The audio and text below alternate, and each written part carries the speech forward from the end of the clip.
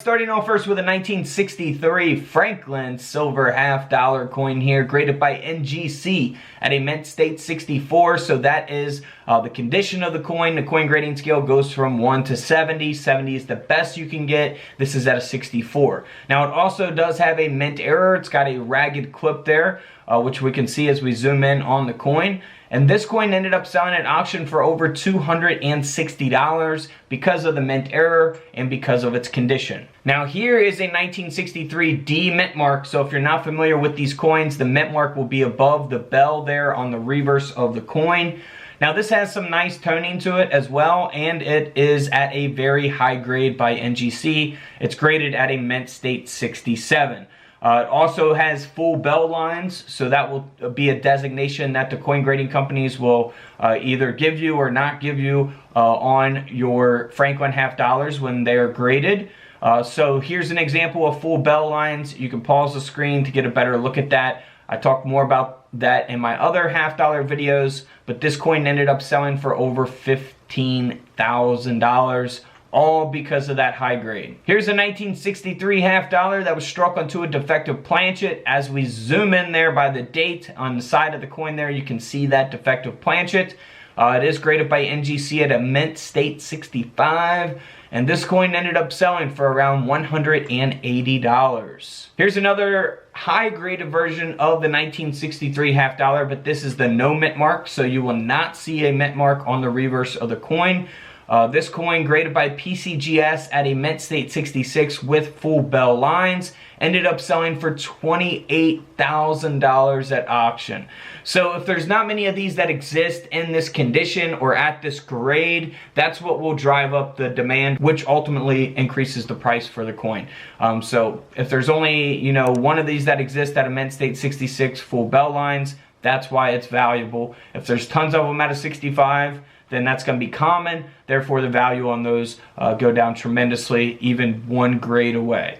Now, here's a 1963 D mint mark that has a nice lamination here on the reverse of the coin. You can look for these on other coins as well, pennies, all kinds of different other coins, right? Not just Franklin half dollars. Graded by Annex, and this coin ended up selling for a little over $90 at auction. Here's another Franklin half dollar coin that has some obverse laminations here on the obverse of the coin. You can see that very clearly as we zoom in here on the obverse of the coin.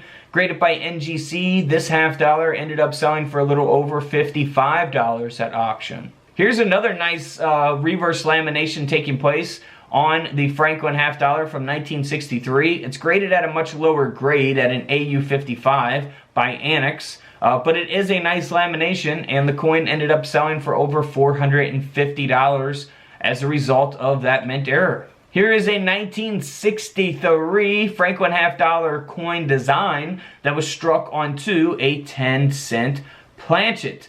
You can obviously see that the Franklin half dollar design does not fit all the way onto the dime planchet, and this coin, graded by NGC, ended up selling for over $7,000. $7 grand. So just like the last coin, the Franklin half dollar design struck onto a dime planchet. In this case, it's where that design was struck onto a 1-cent planchet. So a penny planchet. Graded by PCGS at a mint state 63 brown, this coin ended up selling for over $4,000. So we looked at a Franklin half dollar design that was struck onto a dime, onto a penny planchet, now onto a quarter planchet, a 25-cent coin planchet. Which is pretty cool. You got all different examples there. All we need next is the nickel. This coin ended up selling for over $2,000 because of that mint error and its condition. Now here's a proof coin from 1963. So this is not the regular business strike. Of course, all these coins are 90% silver from 1963, except for the mint error where it's struck onto a penny planchet, of course. This coin is graded at a proof 69 ultra cameo, so extremely high grade there. This coin ended up selling for over $9,000. Here's a nice mint error on the 1963 half dollar. As we zoom in here on the reverse of the coin, you can see that the coin was struck through a staple. So you got a staple embedded into the coin there. Graded by Annex at an AU 55. This $half-dollar coin sold for over $880. Here's a 1963 $half-dollar that has a strike-through error taking place here on the reverse of the coin, going straight through the bell there, vertically through the bell. Very nice mint error, graded at a mint state 64.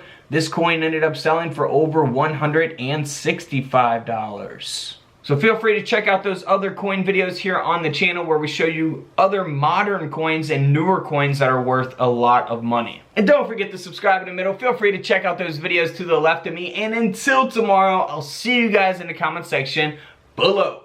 This is Couch Collectibles, and this is where I disappear.